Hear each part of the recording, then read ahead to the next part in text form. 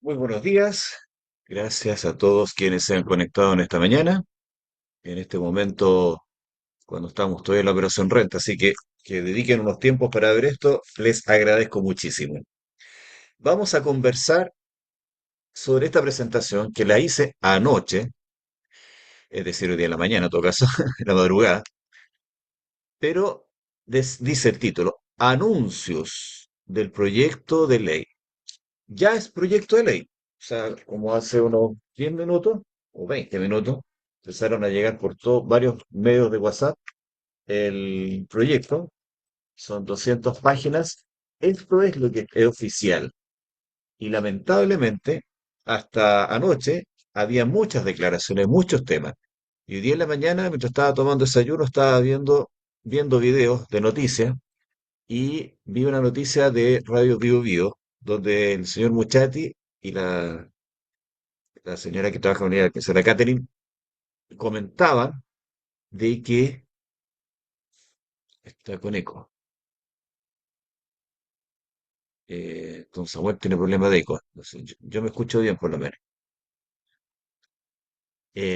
Comentaban el hecho de que habían muchas, o sea, 25 propuestas. Se habla de 40 y hablan de más de 40, 41, 42, 43.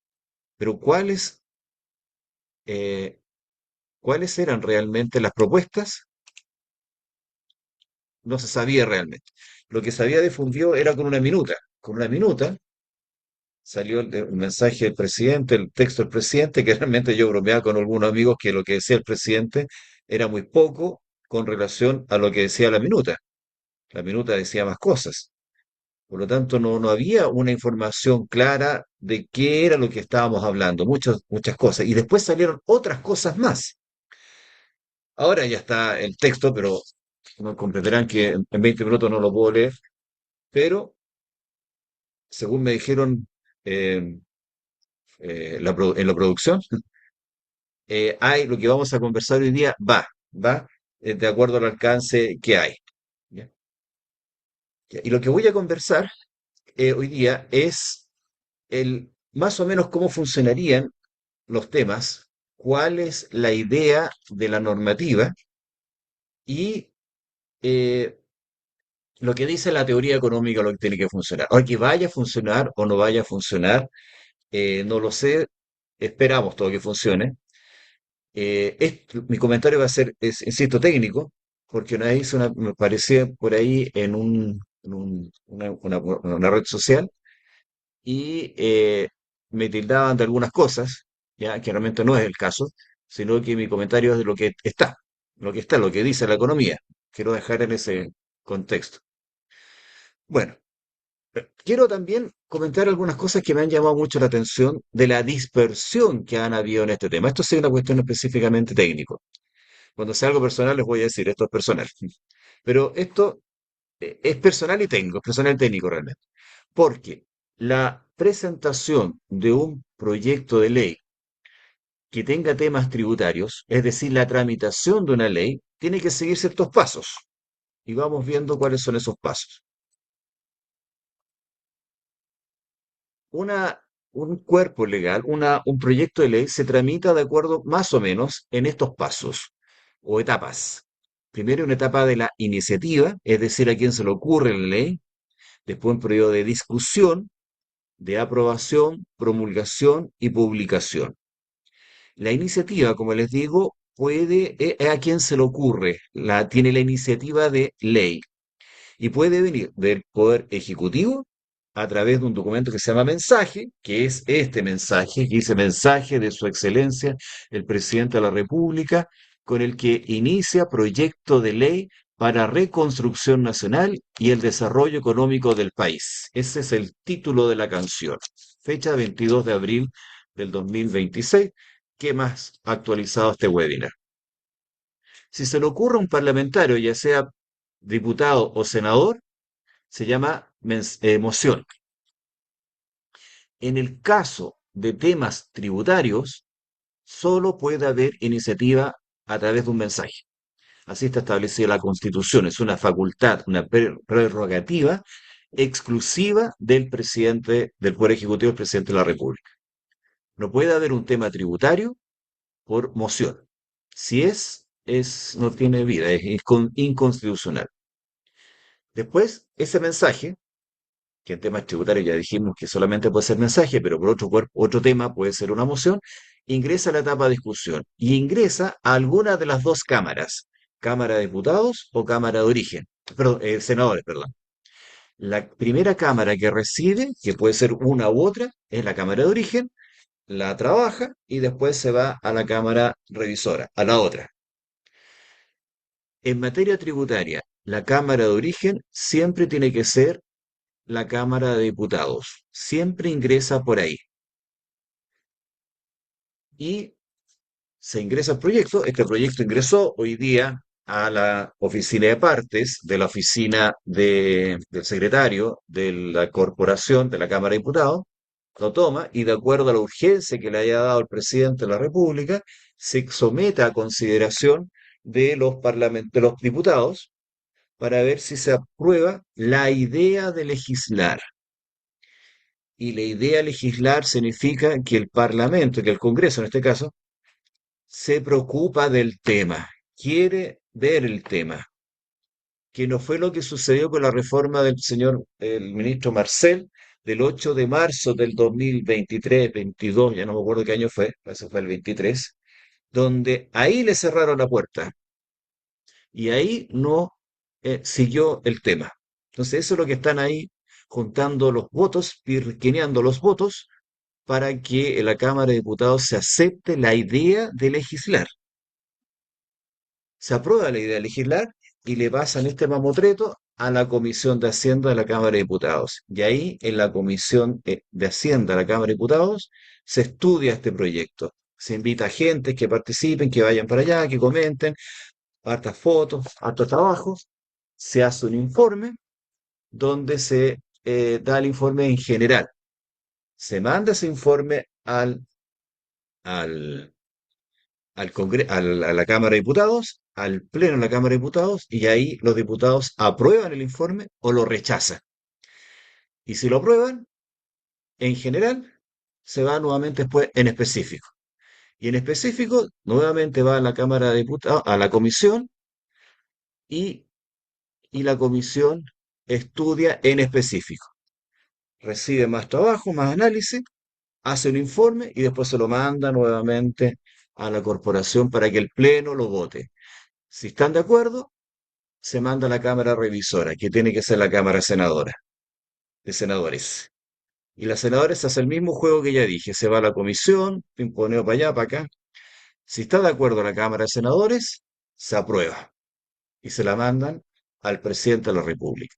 Y el presidente de la República tiene la facultad de aprobarla o vetarla. La veta en total, totalmente no me gustó. Puedo vetar algún artículo o la apruebo. Pensemos que lo aprueba. Y después se hace una ceremonia que se llama la promulgación, y un acto público en virtud del cual se anuncia al país y a la comunidad internacional, si quieren, la idea que existe una ley. Pero eso no tiene efectos solamente cuando es publicado el proyecto de ley en el diario oficial. Ahí nace la ley. Entonces estamos súper incipientes. Estamos recién preguntando a los parlamentarios si les interesa hablar de esto. Y ojo, no sé cuándo va a ser la votación de esto, que es hoy día, no lo sé. Van a votar sí o no la idea de legislar, que ya tenemos antecedentes que le dijeron que no. Nunca había pasado eso. Siempre se había discutido, se había analizado, se le habían hecho hartas modificaciones, pero a nivel del discurso de la Cámara. Eso es lo que se enseña en Derecho Tributario 1, en los abogados en Introducción al Derecho, y me llama mucho la atención que el ministro Quirós, en una entrevista que hizo en el domingo, salió publicada el domingo, y que todos los medios han comentado esa entrevista, en una parte le preguntan qué día ingresa el proyecto y por dónde. O sea, ¿cómo vaya a preguntar por dónde? ¿Por dónde va a ingresar? Cámara de Diputados a la Cámara de Senadores, si es un tema tributario. La semana que viene tenemos que determinar día, probablemente por la Cámara de Diputados y la Comisión de Hacienda. Obvio, pues señor Quirós, obvio. Si por ahí tiene que ingresar este proyecto. Ah, es que es una ley miscelánea. Y miscelánea significa que tiene muchos temas. Y por lo tanto no tiene que ingresar solamente por un lado, sino que puede ingresar por otra materia. Eso, para mí, como simple ciudadano, encuentro bastante particular, porque algo tan importante como la reconstrucción del país, que tengan esas ambigüedades y que estemos demorándonos por eso, es algo que preocupa. O sea, si el Poder Ejecutivo no sabe cómo va a tramitar la ley, me parece raro, por decirlo poco. Si tiene temas tributarios, aunque sea misceláneo, tiene que seguir el curso tributario, porque no es que esto es misceláneo, no necesariamente va a ingresar y lo ingresa por la Cámara de Senadores, porque ahí tengo más afinidad. Así se dijo, habían comentado, Muchati le preguntó al periodista y le dijo, oye, porque esto también se comentó en una entrevista con el señor Muchati, un reportaje, que le preguntaba al periodista, le decía si sabía por dónde iba a ingresar. Y el periodista le dijo, por la Cámara de Diputados, porque ahí tiene más afinidad. Tiene que ingresar por esa Cámara porque es lo que dice la Constitución. Y también otro detalle, que también Muchati lo comentó y me llamó mucho la atención, que este proyecto, como es misceláneo, el título no dice relación con el texto. Entonces el texto tiene que decir relación con el título, porque si no hay una incoherencia. Y se manifestó que algunos parlamentarios iban a mandar este proyecto al Tribunal Constitucional. ¿Qué significa que vaya al Tribunal Constitucional? El Tribunal Constitucional es un organismo externo, autónomo, que revisa la constitucionalidad de todos los proyectos y todos los actos. Y para ver si acaso esto está correcto, que el título tiene relación con el texto. O sea, con tanta tintirillerá, secretariado, están demorando un proyecto que es sumamente importante. Creo que la ciudadanía deberíamos ponernos de acuerdo y darle curso a esta cuestión porque se necesita. O sea, creo que necesitamos la reconstrucción, pues. Y aquí hay un tema también, otro tema importante, que es conceptual. Ya vamos a entrar prontamente al texto, ¿no? Para que no se me desesperen, pero tengan ese concepto porque hay que tener reflexión crítica en todos estos temas, porque si no, los parlamentarios hacen lo que quieren. Eh, Aquí estamos hablando de temas tributarios, que significan rebajar dinero en la recaudación por un objetivo. Y ahí entra a batallar un concepto que se llama gasto tributario. Gasto tributario. ¿Qué es este tema? Es un concepto que conceptualmente o sea, es que lo que deja de recibir el Estado por concesiones que le da a los particulares. Porque el objetivo es que el Estado recaude mucho dinero para lograr sus fines. Y por aplicación de políticas de economía, genera algunos beneficios que implican una menor recaudación para el Estado. Pero ese beneficio implica potenciar algunos sectores. Una vez vi una definición por ahí que creo que es la que maneja el Servicio de Impuesto Interno, creo, no estoy muy seguro, pero creo que sí, que el gasto tributario es lo que deja recibir el Estado por descuentos, por beneficios, entonces lo plantean como una connotación negativa. Pero encontré una definición en un documento de la OCDE, precisamente el Banco Interamericano de Desarrollo, del año 2009, que una de las personas que participó fue don Michel Llorat, ex director de Impuesto Interno, persona que le gusta mucho la recaudación, pero en ese informe hablan que la OCDE define los gastos tributarios como una transferencia de recursos públicos realizada mediante la reducción de las obligaciones tributarias respecto de un impuesto de referencia, en vez de hacerlo por la vía del gasto directo. Entonces, es lo que deja de recibir el Estado en tributos porque los particulares se están haciendo cargo de eso.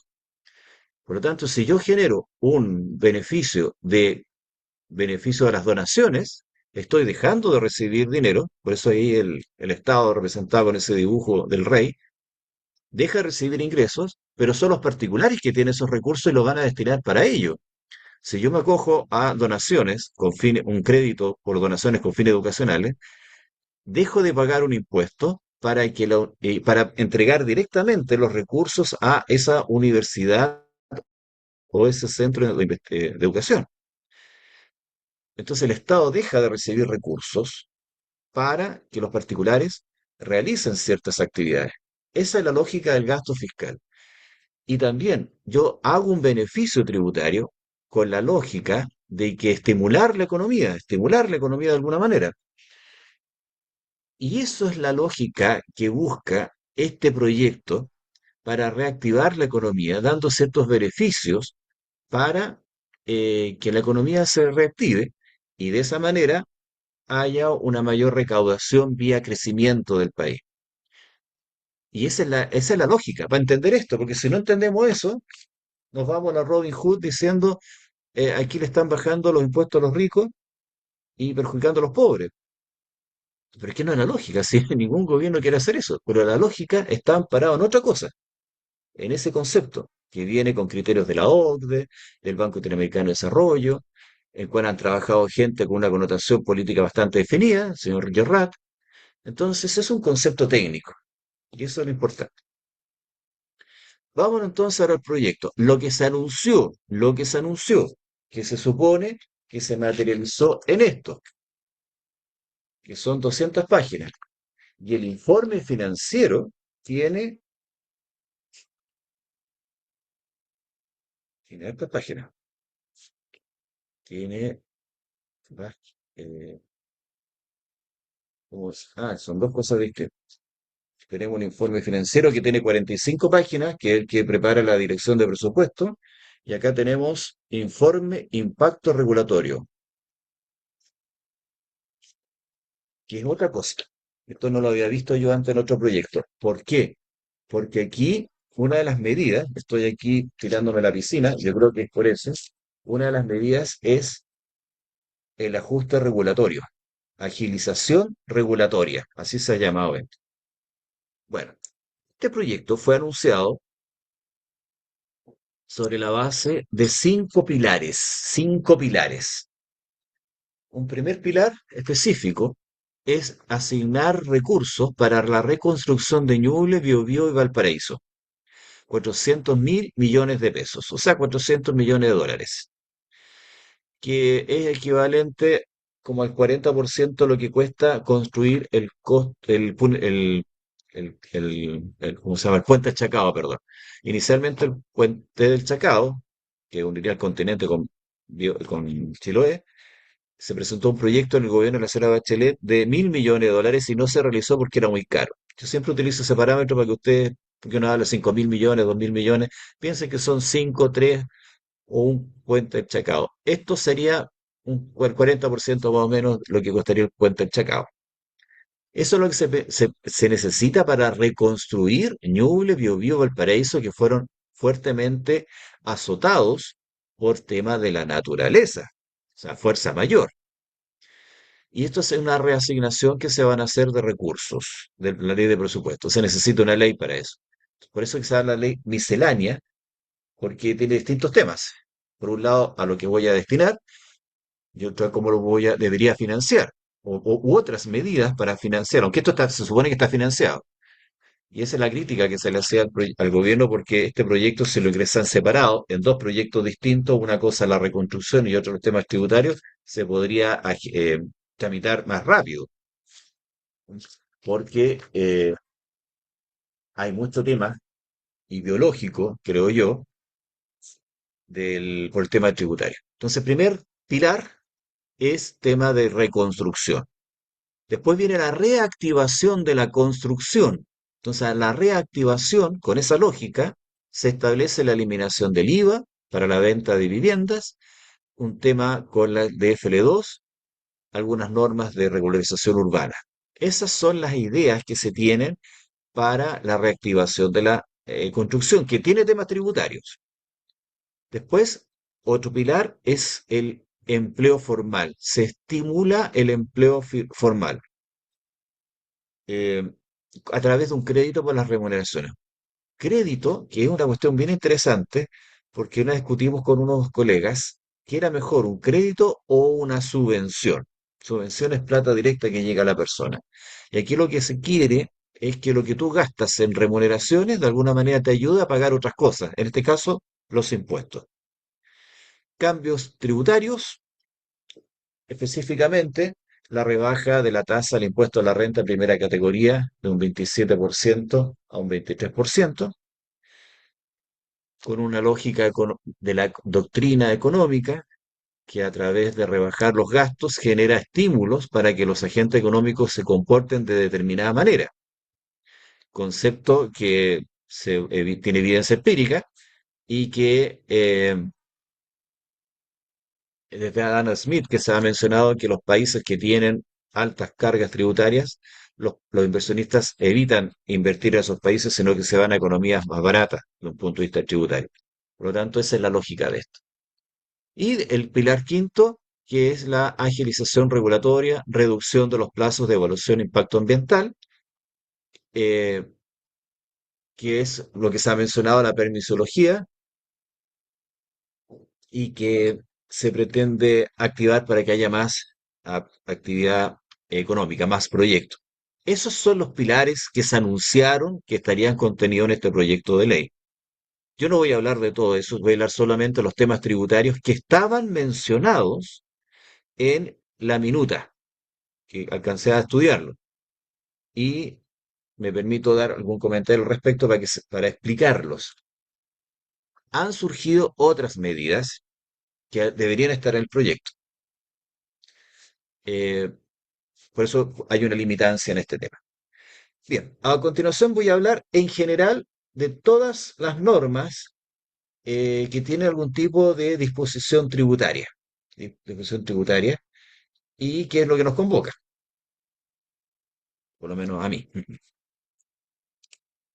Primera disposición. Primera disposición. Estos dibujitos yo lo hice con ChatGPT, está bastante buena la herramienta porque yo le decía, mira, quiero que me hagas un dibujo con esto, y ¡pum! Hacía los dibujos conceptualmente, bastante interesante. Y como a mí me gusta mucho la iconografía, porque me gusta más hablar que leer, eh, este dibujo lo encontré buenísimo. Como incentivo, perdón, más que incentivo, como una forma de recaudar más dinero, esa es la lógica. Ah, y aquí hay otro tema importante. Perdónenme que me vuelva para atrás. Con el tema del gasto tributario, hay una paradoja. ¿Cuál es el objetivo del Estado? ¿Aumentar la recaudación o satisfacer las necesidades? Si yo recaudo más, es para ir a satisfacer las necesidades de las personas. Entonces yo, Estado, recaudo para ir a solucionar los problemas de mis ciudadanos. O dejo de recaudar para que sean los ciudadanos que participen en la generación de satisfacción de sus necesidades. Y esto yo lo ejemplifico con algo que siempre se ha comentado. Sabemos nosotros que los impuestos personales, impuesto global complementario, impuesto único al trabajo es una tabla, ¿no es cierto? Que todo contribuyente que tenga ingresos inferiores a 13,5 UTAS o 13,5 unidades tributarias anuales está exento de impuesto único al trabajo o impuesto global complementario.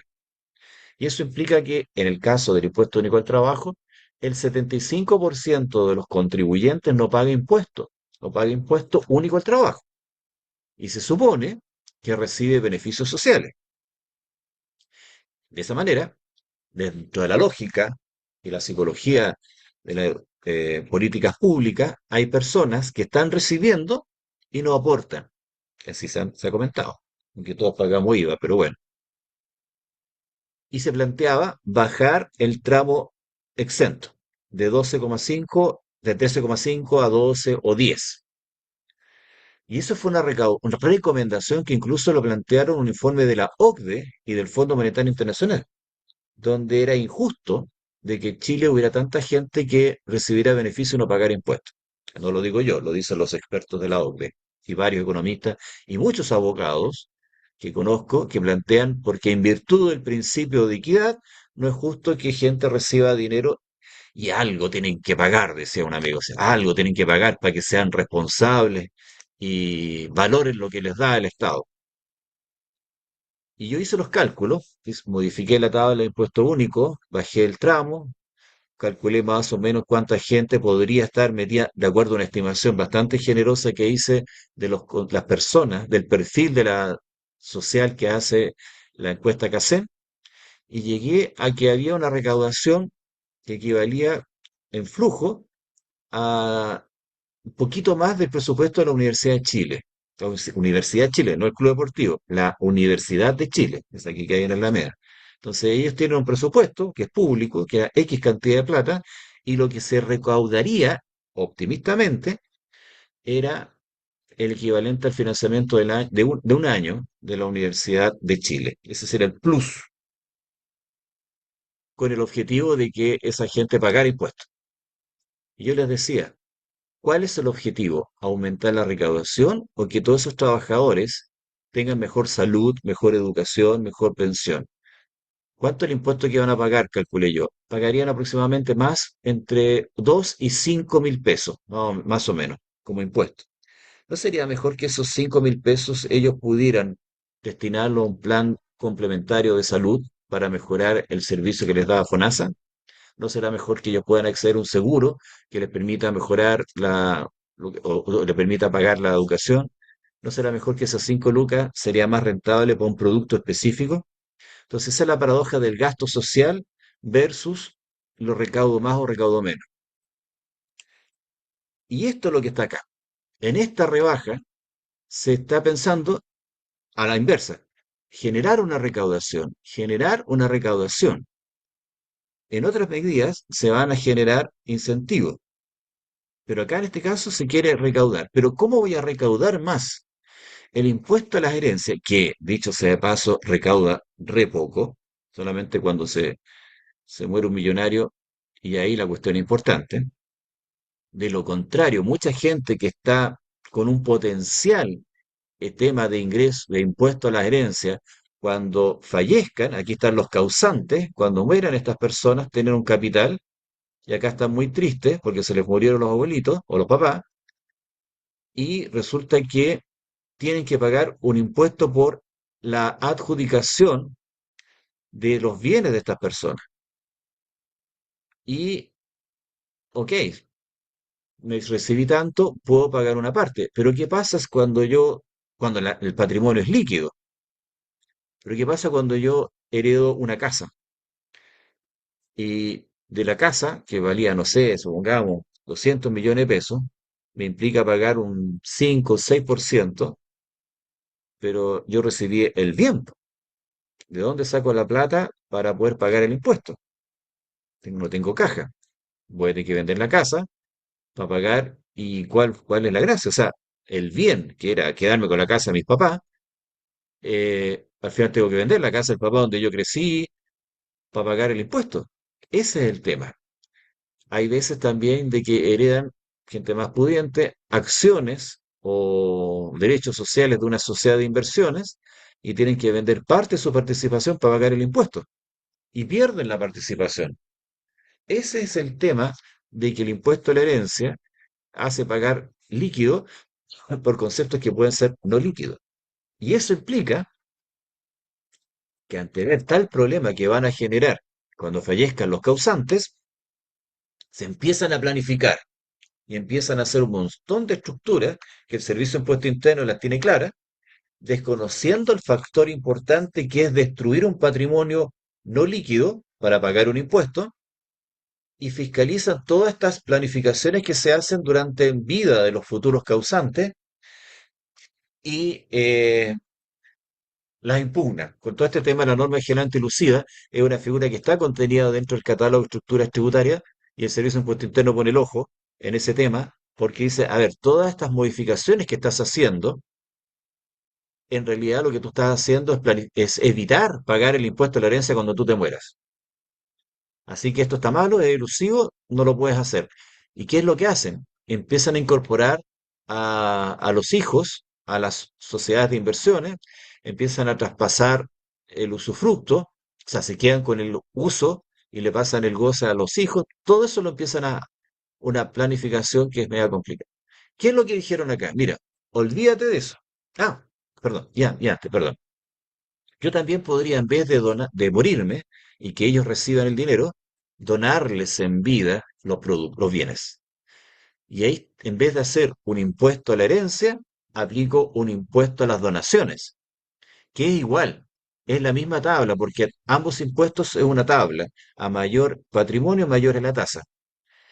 Y han habido planificaciones en las cuales dijo, mira, en vez de pagar el impuesto a la herencia cuando yo me muera de tremendo patrimonio, voy a donar, voy a donar este producto, este bien, a través de la ley de donaciones y pago el impuesto ahora en una tasa más chiquitita porque hago un patrimonio más chico. Igual el Servicio de Impuesto Interno lo impugna porque dice que esta donación es simulada.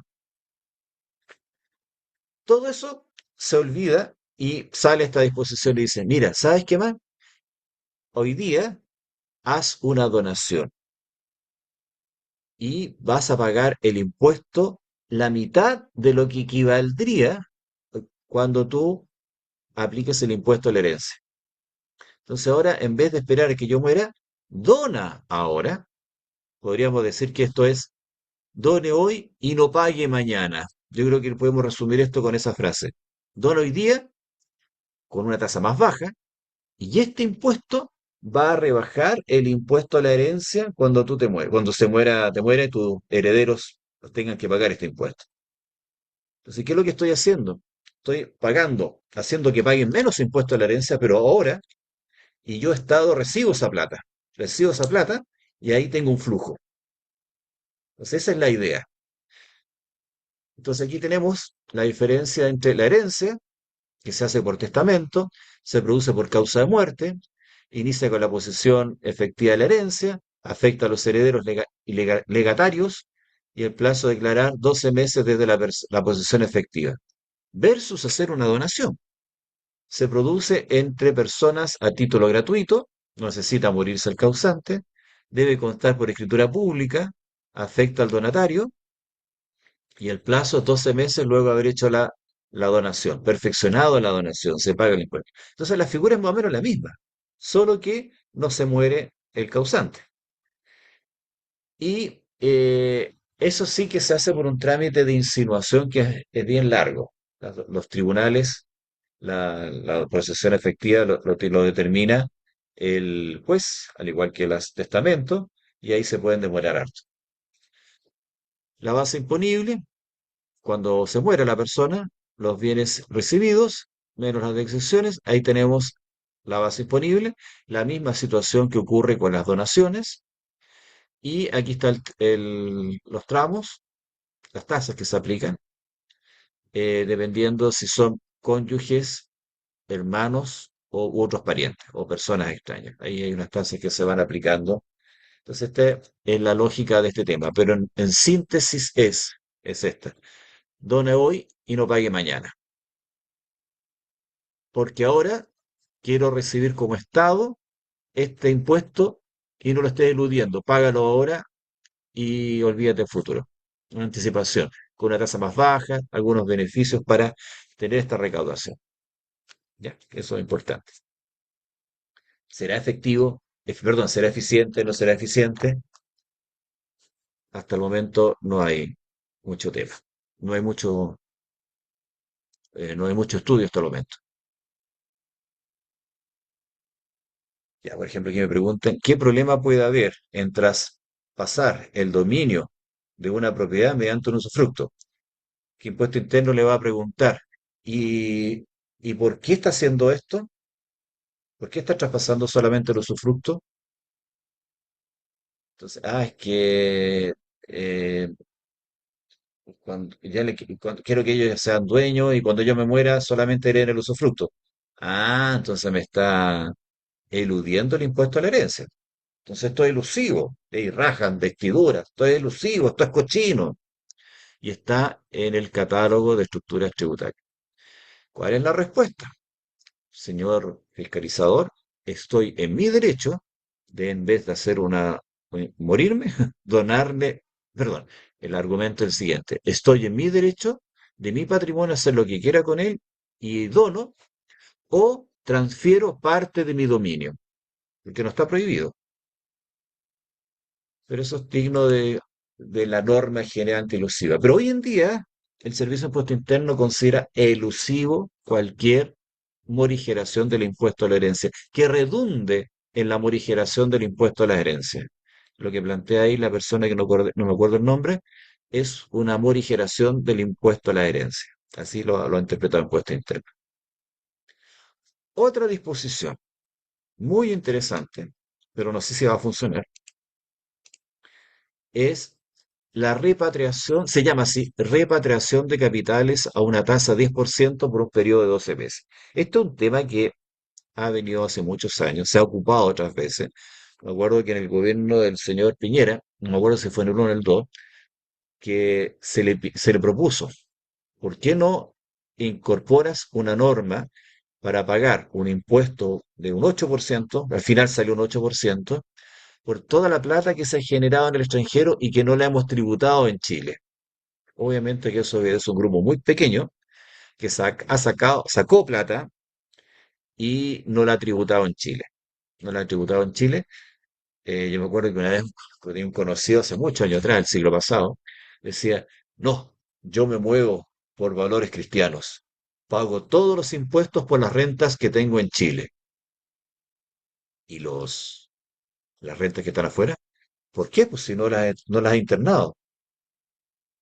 Y ahí le tuve que decir, tú eres cristiano, hay que dar a Dios lo que es de Dios y al César lo que es del César. Y este César, por el principio del domicilio, dice que tienes que pagar impuestos por las rentas de fuente chilena y las rentas de fuente extranjera. Casi se murió el colega. No era tributarista, era de finanzas. Eh, y algunos, como él, piensan que tengo rentas afuera y no las tributo en Chile porque no las he internado. Y así se generó en ese tiempo un montón de platas negras que estaban en el extranjero. Salió esa norma que se llamó de repatriación y era esa plata, págame tanta cantidad, ni siquiera te pregunto el origen y la puedes ingresar cuando quieras, que era un 8%. Después salió otra norma que era un 12%, y después otra en el proyecto del señor Marcel, creo que era un 35%, y ya se ha ido repitiendo. Y malamente hoy día se llama repatriación de capitales. Y nuevamente ChatGPT me ayudó. Entonces la idea es que hayan capitales en el extranjero. La idea es que se reingresen. Aquí lo que se está pidiendo es que ingresen los capitales. ¿Por qué? Porque a partir del año 2019, y no quiero entrar en justificación de si estuvo bueno o estuvo malo, simplemente una cuestión fáctica, después del año 2019 salieron del país más de 50.000 millones de dólares. Eh, 50 puentes del Chacao.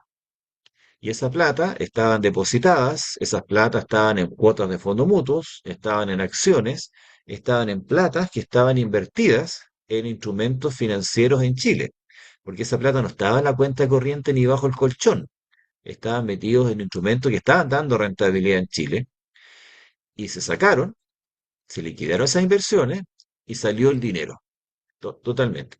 Esa plata pagó impuestos, lo más probable es que sí, porque el Banco Central hubiera justificado de dónde está sacando la plata.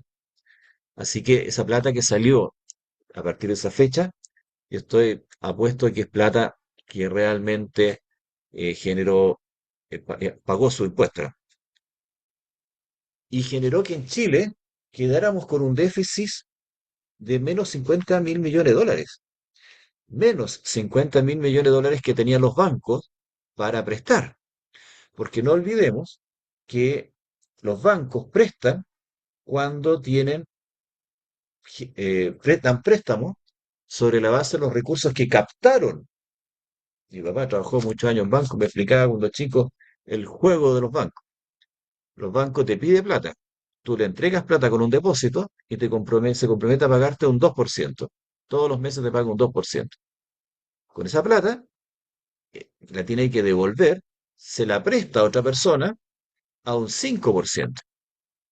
Entonces, después, cuando la otra persona me devuelve el capital y me devuelve el 5%, el banco toma el capital, se lo devuelve al cliente que le hizo el depósito y le entrega 2% y se queda con los 3%. Es el negocio del banco. Pero si el banco se da cuenta que la gente que le haya pasado 50.000 millones sacó la plata, tengo menos plata para prestar.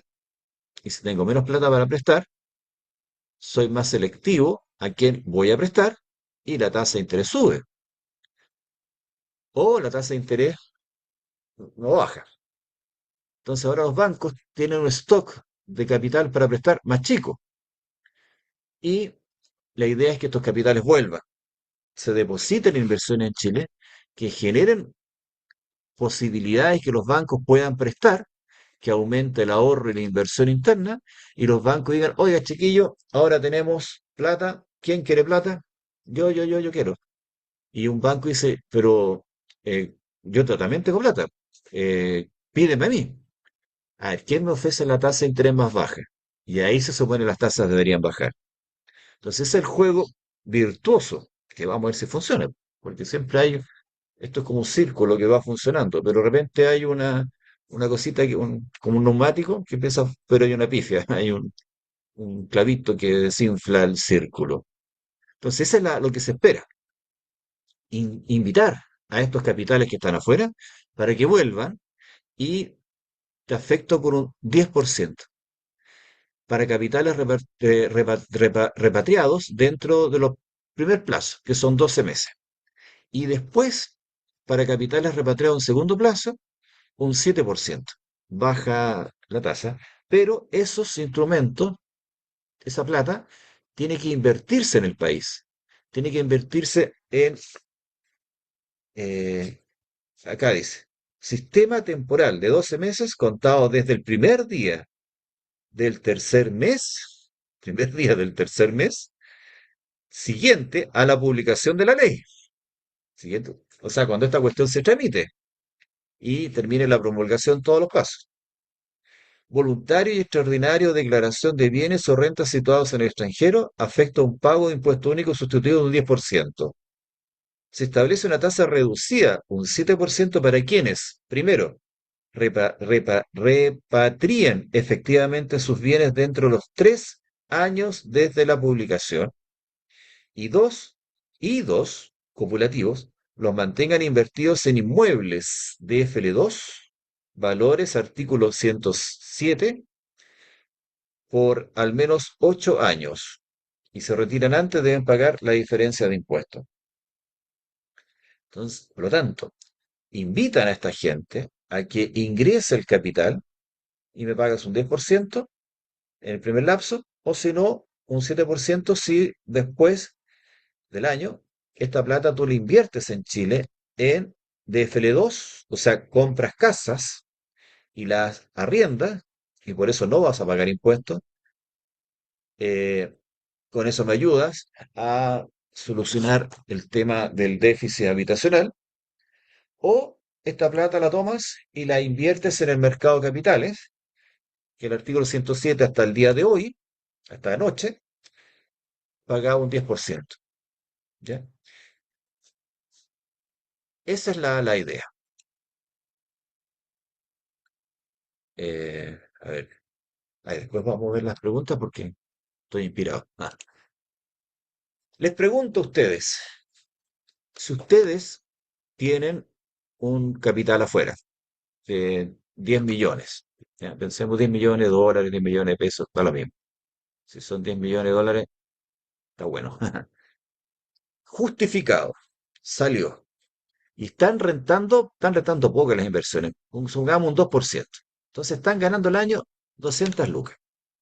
Si ustedes traen de vuelta esta plata, no van a pagar impuesto a la renta por el millón, por los 10 millones, sino por las 200.000 que generaron, ¿no es cierto? Entonces supongamos que está en un tramo de un 30%, van a pagar 60.000 pesos por la utilidad. Ahora aquí le están diciendo tráeme de vuelta el capital, que serían los 10 millones más los 200.000, y págame un 10%. O sea, me vas a pagar 1.200.000. ¿Se entendió, no? Si yo traigo la plata, voy a pagar la plata por la utilidad, no por el capital. Y acá me están diciendo lo que tú internes, pagas un 10% o un 7%. Ese es una cosa de cálculo básico. Ahora, si yo he ganado mucha plata en el extranjero, bueno, pero lo que yo he escuchado que no están tan así, po. No hay tanta plata. Incluso personas que sabido que han invertido afuera, no están medio arrepentidos. Y la otra pregunta, ok, estoy rentando un 2% afuera.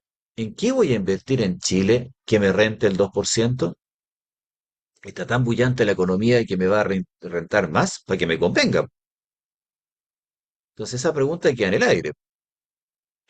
Y eso es importante sacar las cuentas de que si convienen o convienen o en el caso específico. Ya, veamos unas preguntas. ¿Dónde estás, chat?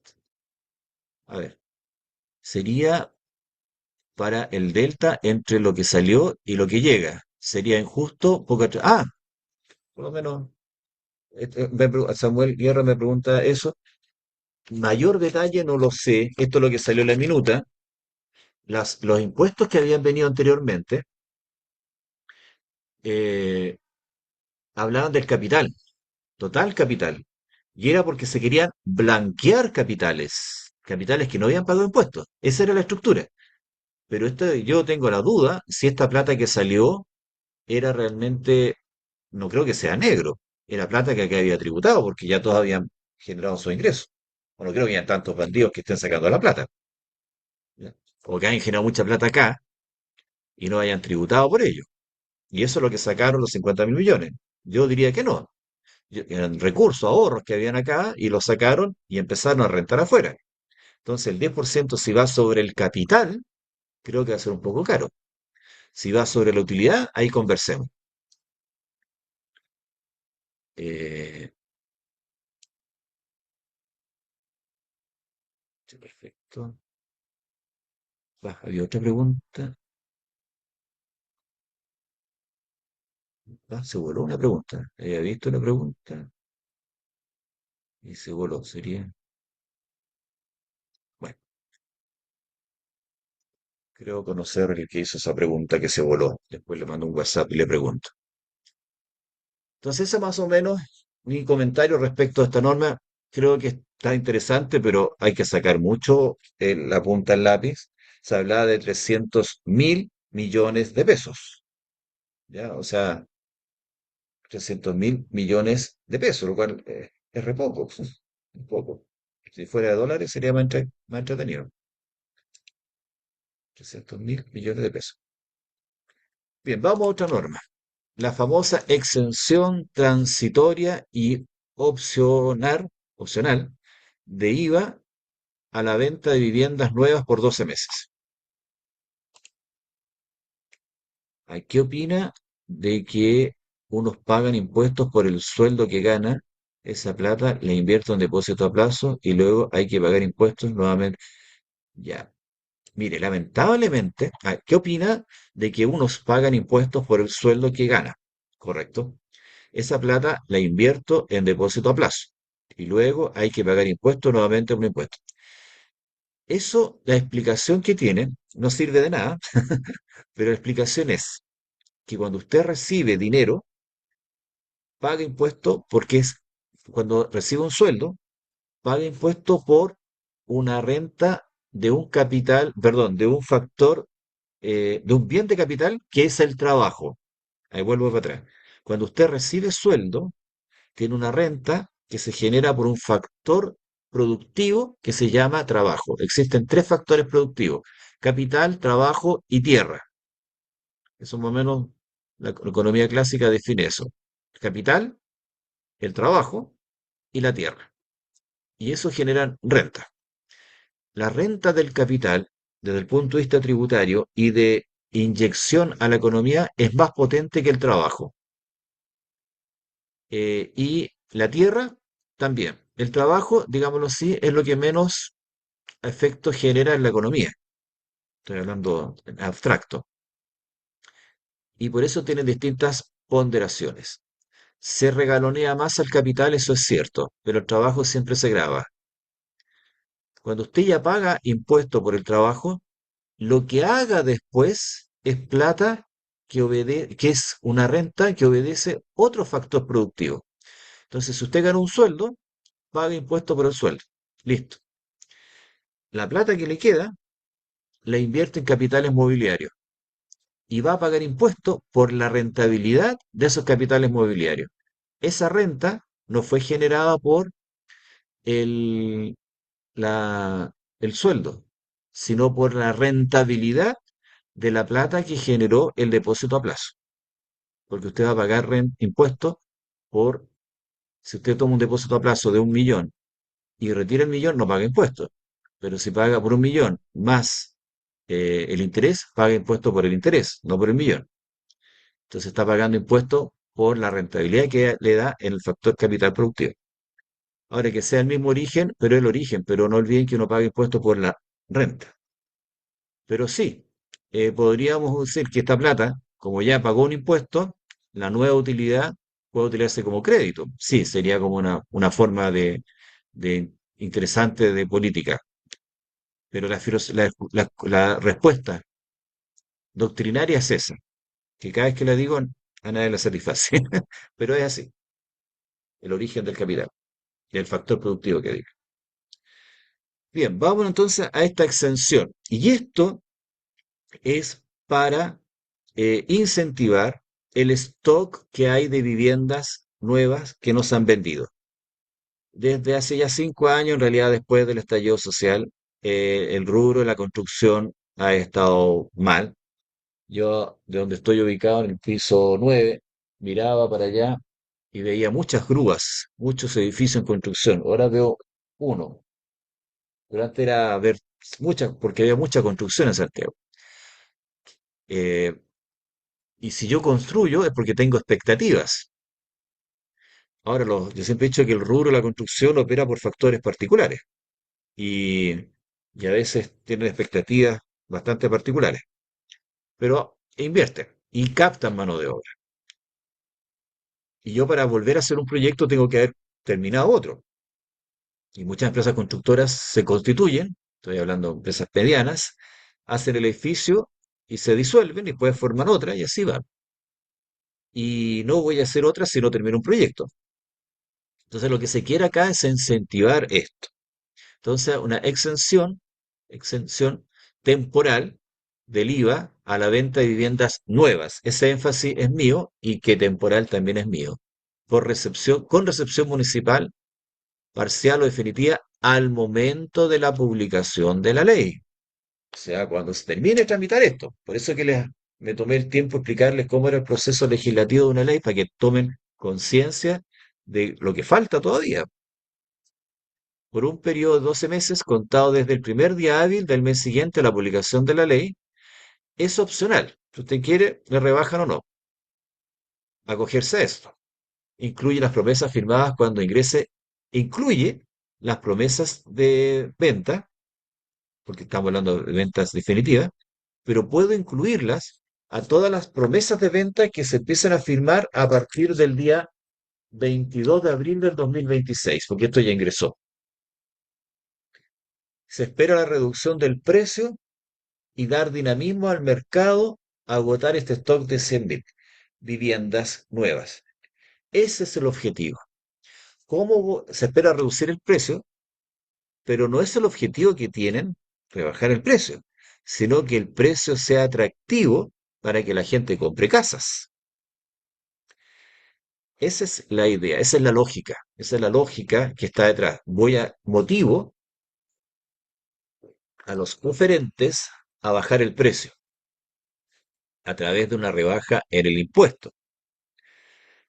Y al bajar el precio, la gente debería motivarse a comprar más. ¿Sucederá esto?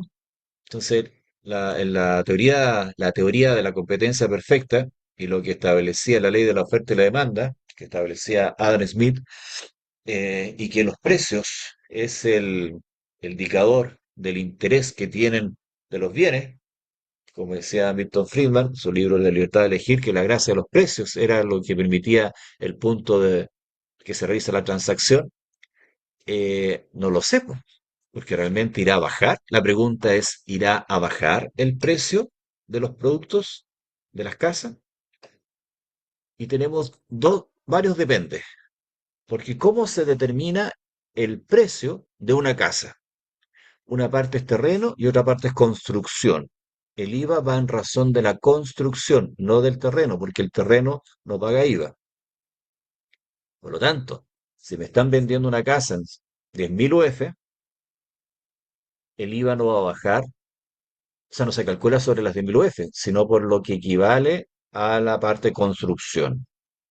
Y ahí las empresas constructoras verán cómo lo hagan, cuánto irán a considerar o inflar el costo del terreno, eh, para amortiguar esta rebaja de IVA y quedarse con, o sea, no bajar el precio, no bajar el precio.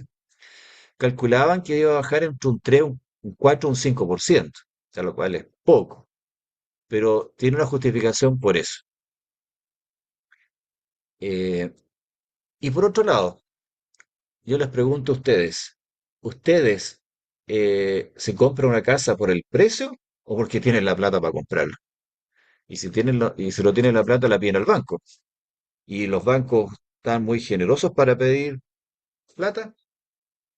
El domingo me entrevistaron en televisión, creo que fue, y la pregunta era esa, po. Eh, ¿Qué pasa con los bancos? ¿Por qué no prestan? Porque los bancos tienen otra lógica.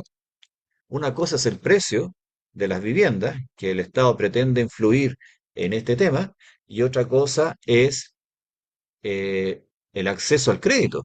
Y los bancos entregan su plata de acuerdo a sus parámetros. Evalúan a las personas de acuerdo a su potencial de ingresos, si es joven, si es viejo, si tiene eh, trabajo, no tiene trabajo. A un joven que tiene un buen trabajo, ningún problema darle un crédito por 20, 30 años, pero le pide un pie de un 25%, o sea, una brutalidad, po. Ahora con el nivel de precios que tienen las viviendas nuevas, hace 15 años atrás una casa La Reina se podía comprar en 6.000 UF, hoy día están en 11.000 UF y es la misma casa. Entonces, ¿cómo creció tanto? Y el nivel de la construcción a veces no equivale a eso. Y me tienen que prestar plata para comprar esas viviendas. Entonces, si yo hace 15 años atrás me endeudaba en 100.000 UF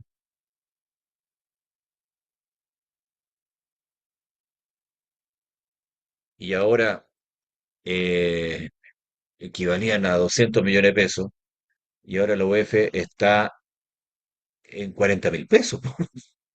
Entonces 1.000 UF es harta plata.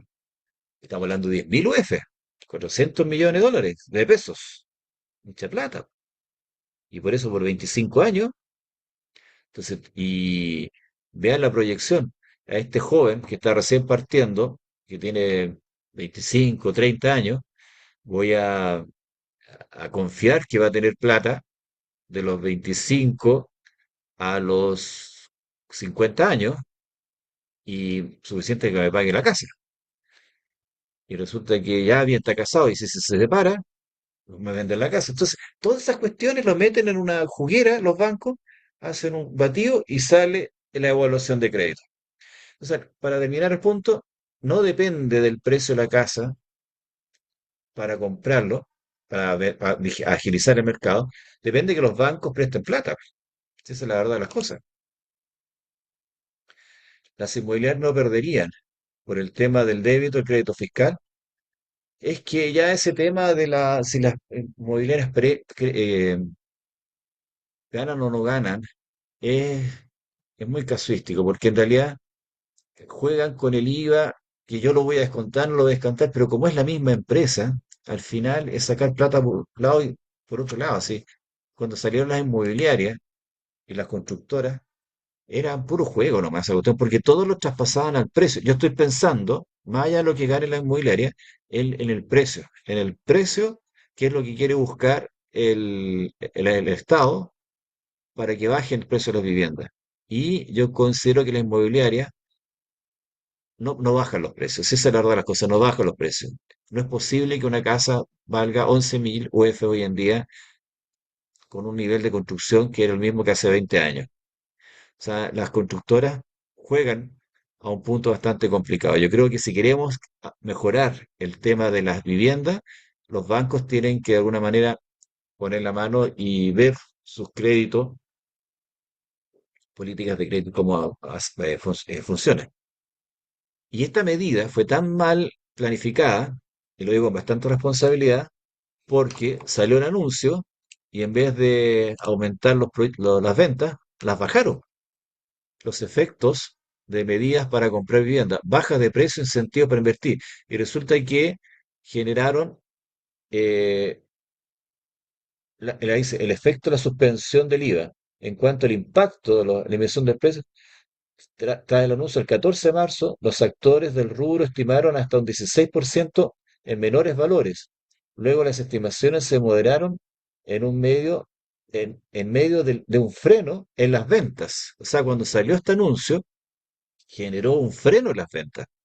Y eso fue lo más divertido porque en vez de incentivar con solo el aviso, la gente obviamente no empezó a comprar pensando que iban a rebajar los precios de las viviendas. Y creo que no van a bajar. Si a mí me preguntan, no van a bajar. Se calculan un 5%. Va a ser marginal. Y el verdadero peso del tema es cuando van a los bancos otorguen los créditos. Y los efectos para esto es cuando se publique la ley. Ya con el anuncio, bueno, las promesas con el ingreso, pero cuando el efecto específico es cuando salga la ley. Pero está la normativa siguiendo esa lógica. Otra disposición que yo creo que es bastante interesante de analizar es esta del crédito tributario para la protección del empleo formal. Entonces, si se dan cuenta, cómo la autoridad tiene una lógica que establece algo y se justifica con el efecto. ¿Qué es lo que se quiere dar acá? Para todas las personas que tienen remuneraciones entre 7,8 UTM, todos los empresarios, empleadores que paguen remuneraciones entre 7,8 UTM y 12 UTM, ahí tienen más o menos el valor en pesos, calculado anoche, eh, ganen entre 500 y 847.000 pesos. Si ganan menos, no caen en el juego. Si ganan más, tampoco caen en el juego. Tienen derecho a un 15% del monto de las remuneraciones como un crédito, como un crédito. Y pongo énfasis en el concepto crédito. Y ese crédito puedo imputarlo contra el pago del IVA, el pago PPM y la norma, que como les digo, lo que salió, no he leído el proyecto ahí nos dará mejor luces.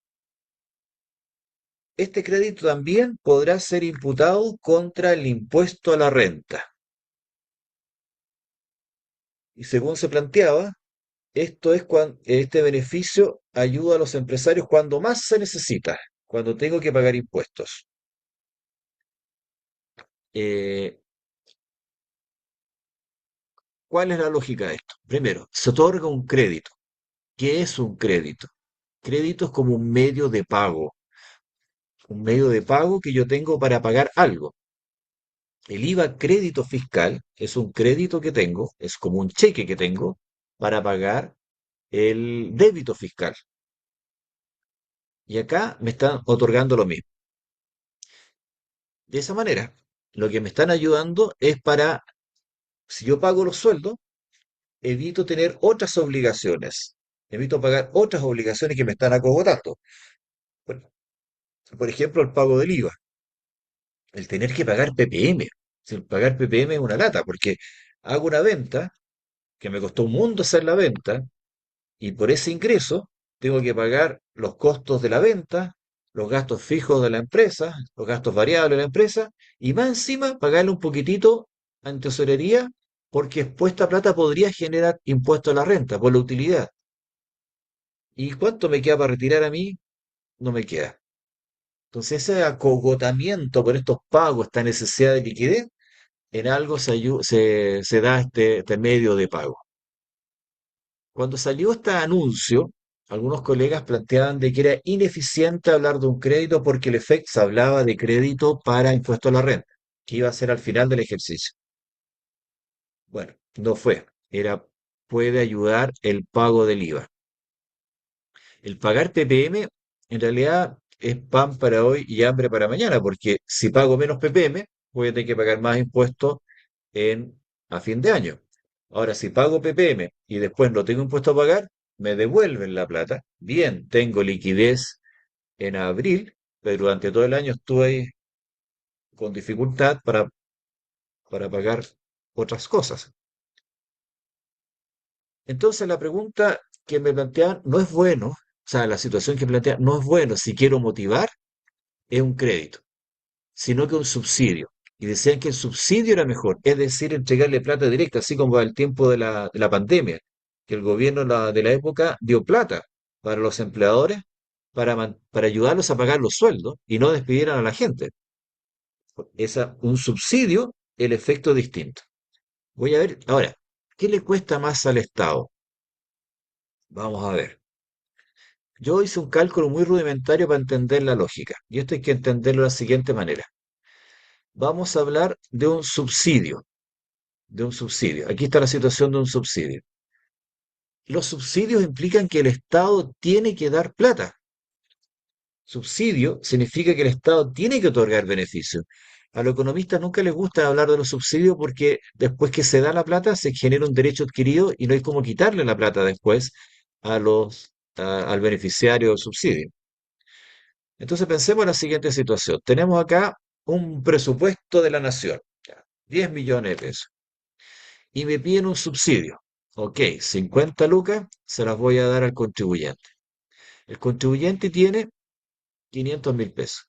Y ese subsidio es una mayor renta que tiene. Hay veces que subsidios son ingresos renta y hay otras que son ingresos no renta. Si esto fuera ingreso no renta, se me cae el análisis, pero la ley tiene que decirlo. Si es un subsidio para que sea más eficiente, tiene que decir que ingreso no renta. Si no, es renta. ¿Ya? Eso hay que tenerlo bien claro. Y si es renta, me aumenta la remuneración. Ahora, también, si es un subsidio, me disminuye el gasto y me aumenta la utilidad. Así que el efecto es lo mismo, es lo mismo. ¿Ya? O sea, si me hacen tributar, voy a aumentar la utilidad. No, es que no es utilidad. ¿O qué? Pero me va a rebajar la remuneración, me aumenta la utilidad. O sea, sí o sí me aumenta la utilidad. Y voy a pagar un impuesto, como es PYME, 12,5 para por la renta. Entonces voy a tener una utilidad neta impuesta 481 y ese impuesto, 68.000 pesos, irían a arcas fiscales y eso sería al final, el Estado recibiría por impuesto 68.000 pesos que quedaría en 10.018.000. En cambio, si fuera un crédito, el Estado no eroga plata, no tiene que hacer una erogación, no tiene que rebajar su presupuesto, y tenemos que un contribuyente que se benefició con un crédito, y si sigue con la lógica de los créditos a nivel de renta líquida, un crédito es un activo, no puede estar en resultado, se agrega, ¿ya? Y tenemos una nueva base imponible, le aplicamos el impuesto, rebajo el crédito, o voy a pagar en arcas fiscales 18.750. No voy a pagar 68. Y eso es lo que ingresa a arcas fiscales. O sea, del punto de vista numérico, ya sea un crédito o un subsidio, quedamos igual. O sea, es inocuo. Acá hay un tema. Para que esto funcione, el Estado primero tiene que erogar 50 lucas. En cambio, cuando es crédito, el Estado no gasta plata, solo recibe, que al final recibe el mismo flujo del otro mecanismo, Pero aquí hay plata que tuvo que sacar. Todos los meses tuvo que sacar plata para que pueda utilizar el beneficio, el subsidio, el empleador. Y este subsidio es menos liquidez que tiene el Estado. Ahora el problema de liquidez lo va a tener el Estado. Y hoy día lo que menos tiene es liquidez, po. Y esta liquidez va en la caja que el ministro Grau le dejó chiquitita al ministro Quirós. Entonces el Estado hoy en día no tiene caja. Por eso que yo decía que del punto de vista del Estado puedo generar el mismo efecto a través de un crédito y llegamos a lo mismo. Porque en un momento se habló de subsidio. En las primeras cuestiones hacían subsidio, pero al final, según esta minuta, era crédito. Vamos a ver si esto, se lo digo, después del almuerzo termino de leerlo rápido. Nada, seguro. Bueno, este mismo tema yo lo comenté en mi columna del diario Estrategia, aprovecho para pasarme el aviso, del lunes 20 de abril, es decir,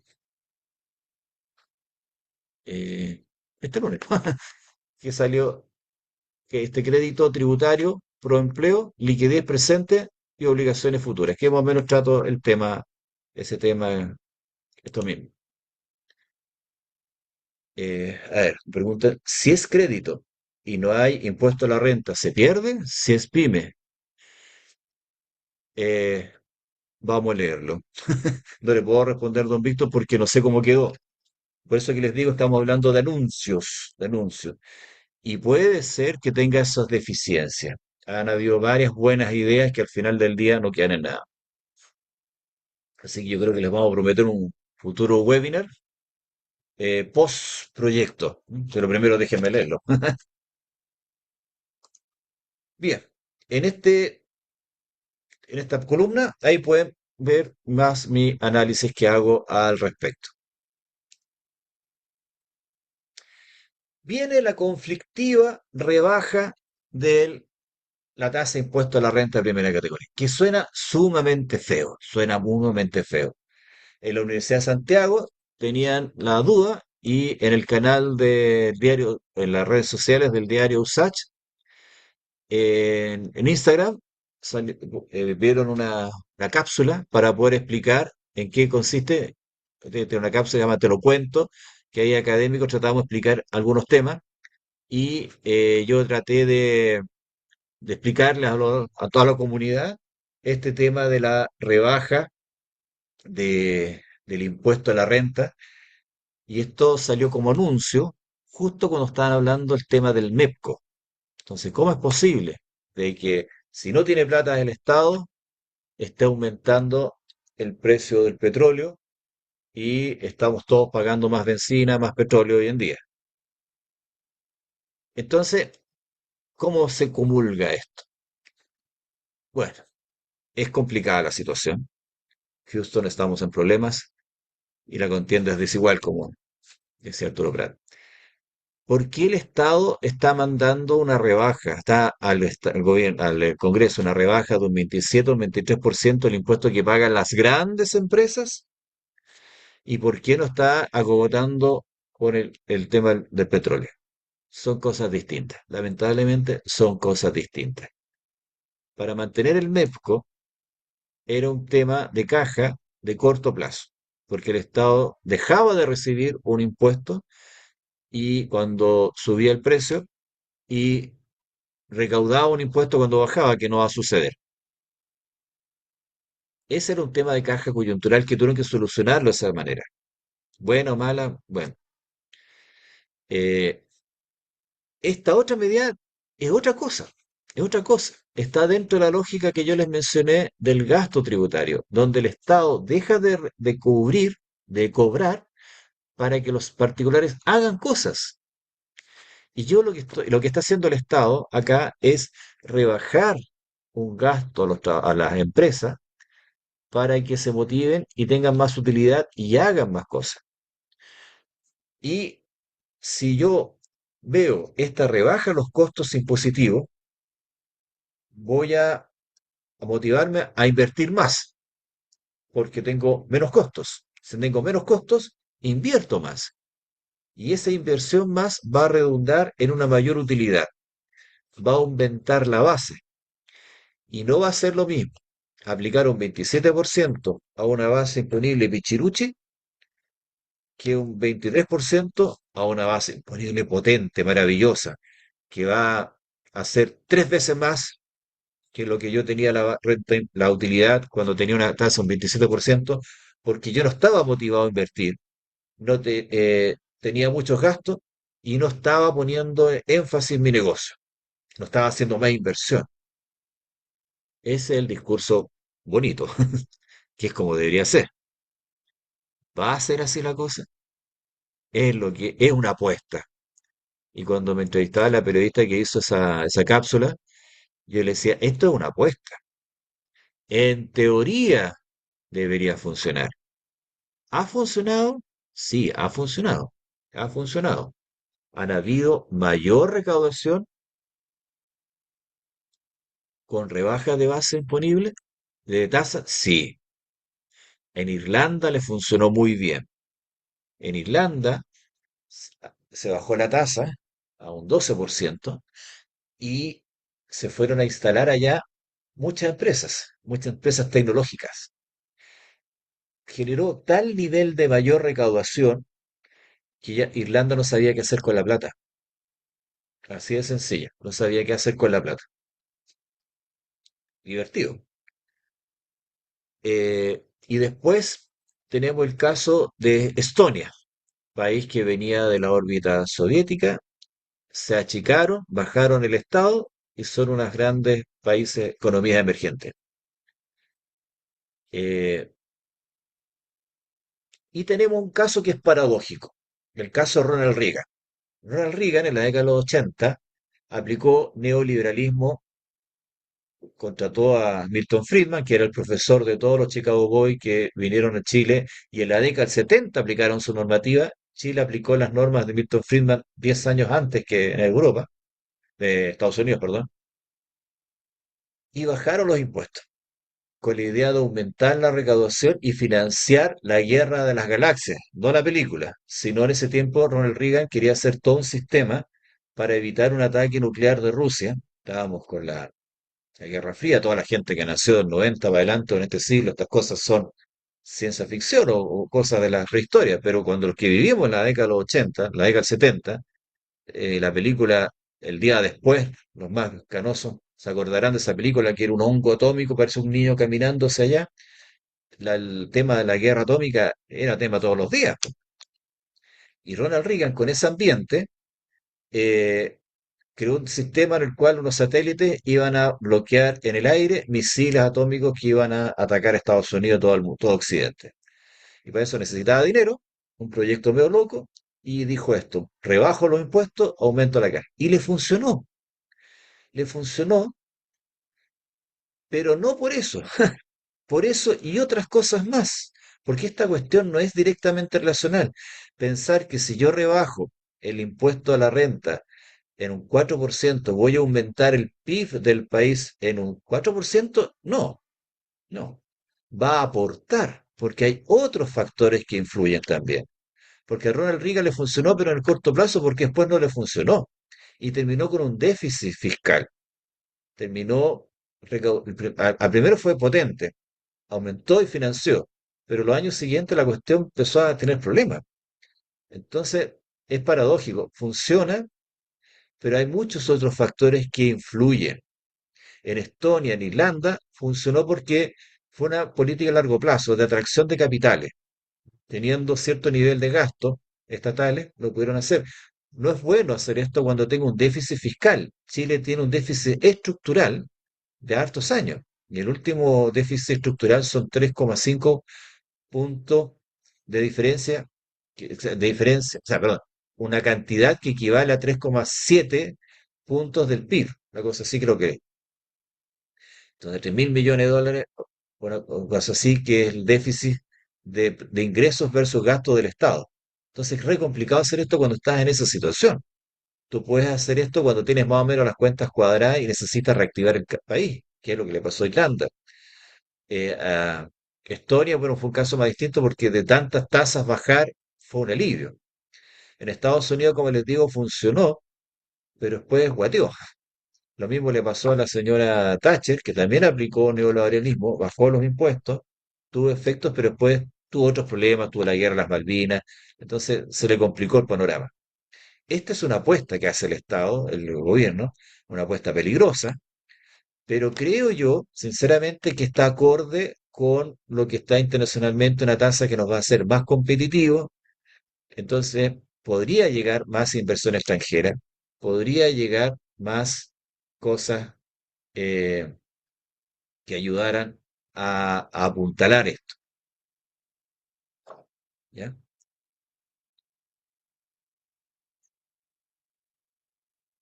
Y ya, lo último, otras medidas, otras que se escaparon de lo que estaba anunciado, perdón, estaban otras más, me quedan otras medidas más, no voy a hablar de la moratoria, eh, el tema del CAE, no voy a hablar de eso, el reembolso de gastos incurridos por el desarrollo de proyectos de anulación de la resolución de calificación ambiental, porque en sí no son tributarias, pero estas dos es importante comentar. La eliminación de las contribuciones de primera vivienda de los mayores de 65 años. Esto se estableció por una promesa de campaña. Habían otros candidatos que hablaban de que todas las contribuciones había que eliminar. Sin duda que las contribuciones son un cacho, ¿ya? Y son injustas, porque si yo tengo plata para pagar, bien, pero si no, no. Entonces, ¿por qué el Estado me va a quitar una casa si no, si no pago? En mi casa. Me costó 20, 30 años pagarla y después el Estado, si no le pago las contribuciones, la quita. Y la quita. Si han habido casos de contado un funcionario de la Tesorería General de la República que a un matrimonio mayor le remataron una casa por 500, una deuda de 500 millones, perdón, al revés, una deuda en contribuciones de 500.000 pesos cuando el avalúo fiscal eran 50 millones de pesos. Eh, y le quitaron la casa, se la remataron. A un conocido tenía un predio en Lonquimay, avalúo fiscal 450 millones de pesos, y por un giro de impuesto a las herencias de 12 millones de pesos, fue el funcionario de tesorería del campo, tasó el predio en 50 millones, así, abuelo pájaro, y pusieron una hipoteca, un gravamen al predio para pagarse la deuda tributaria. Entonces esas cosas no tienen mucha lógica. Ahora, si yo tengo sueldo y puedo pagar las remuneraciones, las contribuciones, ya, ok. Pero después cuando jubilo, la pensión se achica considerablemente, la tasa de recambio, estamos hablando un 40 o 60 en el mejor de los casos, pero un 40 lo normal. Y aparte los gastos de los remedios, hay que pagar las contribuciones. Es complicada la situación. Entonces se planteó esto y pegaron el grito en el cielo todos los alcaldes, porque se van a quedar sin plata, en circunstancias que los municipios, muchos municipios, no todos, muchos municipios, gastaron más en fiestas que en ayuda social. Entonces, ¿el alegato es por la ayuda social o por la fiesta? Oh, es que soy mal pensado. Pero va por eso. Y eso parece que va, pese a la negativa y el escándalo que están haciendo muchos alcaldes. Se va a discutir en la discusión, en la etapa de discusión. Y este tema de la invariabilidad tributaria no estaba en la minuta, no estaba en la minuta. Fue dentro de las negociaciones y las conversaciones que hicimos. Y esa foto que aparece ahí aparecía en CNN precisamente hablando de eso. ¿Ya? Estábamos ahí en la facultad, corría harto viento, y fue el día que llovió esta semana, y me preguntaban de la invariabilidad tributaria. Y ahí grito en el cielo, oye, pero si necesitamos dinero, ¿cómo es posible que le ofrezcan a los inversionistas extranjeros? Y también se está hablando, no he leído el proyecto, todavía no lo tengo, pues sí lo tengo, de inversión nacional, de cierto nivel de capital. Y el Estado se compromete a no variar la tasa de impuestos por un lapso, se habla de 25 años. Pegaron el grito al cielo algunas personas y algunos muy respetables decían que eso nos amarraba de manos para futuros incrementos tributarios, que nos complicaba también porque yo le fijaba una tasa y internacionalmente se está hablando de una tasa que es más baja. La tasa mínima se piensa en el mundo que sea un 21%, un 15% por ahí, que el impuesto adicional de todos los países sea parejito. Nosotros tenemos un 35, estamos bastante altos. Y eso nos amarra. Yo sinceramente creo que eso de que tenemos que bajar la tasa se puede negociar. Se puede una cláusula de que renuncia a la invariabilidad. ¿Eh? Renuncia a la invariabilidad. Y el tema de que tenemos que no vamos a perder posibilidad de subírsela, eso ya un poquito patúo, un poquito patúo. Entonces no creo que sea que perjudique. Esta es una herramienta importante. Tenemos evidencia empírica en Chile que sí funciona. Que vaya a funcionar ya es otra cosa, porque la economía cambia. Nosotros tuvimos un ejemplo de esto, fue en el año 74, con el decreto ley 600, que a algunos les guste o no les guste, fue una herramienta en la cual se comprometía el Estado de Chile a cobrar una tasa de un 45%, después bajó a 42,5%, en diferencia del 35%, que es el impuesto adicional, por 20 años.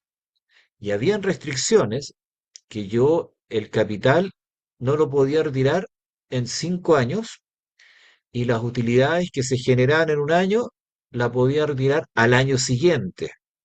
O sea, tenía un año de utilidad, no podía sacar los dólares de Chile hasta un año. Después se liberó cuando ya a mediados de los 90 Chile nadaba en dólares, así que se liberó el tema. Eh, por lo tanto, había normas bastante rígidas. Y esto se presentó en el año 74 para motivar que inversionistas extranjeros vinieran a Chile e invirtieran en empresas mineras, proyectos grandes, importantes. Y la tesis doctoral de don José de Gregorio, que salió también a la batalla acá con declaraciones no muy felices, cuando hizo su tesis doctoral, don José de Gregorio demostró que la inversión extranjera en Chile fue la que captó mano de obra en los años 90.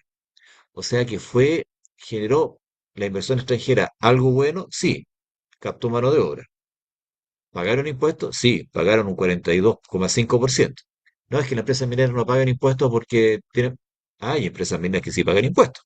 Las empresas escondidas eh, siempre han pagado impuestos. Hay otras que no, pero otras que sí, y han pagado harto. Eh, Esto se utilizó mucho en empresas mineras, pero sí en otras más. En otras más también se utilizaron. Empresas que prestaban servicio en la minería, más chicas, y otras también, otras de otro rubro, yo alcancé a conocer, eh, se aplicó. Fue por 20 años y ayudó. O sea, ¿hay evidencia que funciona? Hay evidencia que funciona. ¿Es lo que necesita el país? Creo que sí necesita captar más inversión chilena o extranjera. Ya dijimos que se necesita que vuelva los 50.000 millones de dólares. Y si viene una empresa que viene a ser un edificio, una empresa minera, una- un proyecto minero, respetando las normas que hoy en día se exigen de medio ambiente y de consumo del agua, también un dato muy importante que hoy día las empresas mineras hay que contaminan, pero algunas contaminan mucho menos lo contaminaban hace 30 años atrás, siguen haciendo daño, pero está más acotado, es importante para el país. Entonces, esto es un mecanismo que ayudaría bastante. ¿Ya? Bien, pues damas y caballeros, esto es lo que les puedo comentar del anuncio y les vuelvo a decir, este webinar continuará, que va a ser fruto después de lo que realmente se materializó y los efectos y cómo va a ir generando. Así que yo creo que en mayo, eso sí, podemos hacer otro webinar en conjunto con la Universidad de Santiago para poder comentar estos temas.